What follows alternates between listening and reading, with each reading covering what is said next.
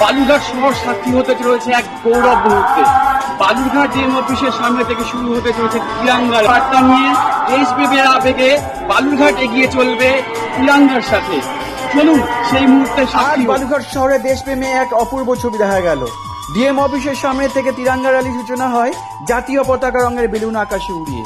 এই গৌরবময় র্যালিতে উপস্থিত ছিলেন জেলা সমাহর্তা ও জেলা আরক্ষা অধীক্ষক মহাশয়, পুলিশ প্রশাসনের বিভিন্ন আধিকারিক, প্রশাসনিক দপ্তরের কর্মীবৃন্দ, বিএসএফ জওয়ান, বিভিন্ন স্কুলের ছাত্রছাত্রী এবং আপামর বালুরঘাটবাসী। এতে বিশেষ আকর্ষণ ছিল বালুরঘাটের বিখ্যাত ঐতিহ্যবাহী মুখা নৃত্য। দেশপ্রেমের আবেগ আর বাংলার লোক সংস্কৃতির এই সুন্দর মেলবন্ধনে মুখরিত হয়ে ওঠে গোটা বালুরঘাট।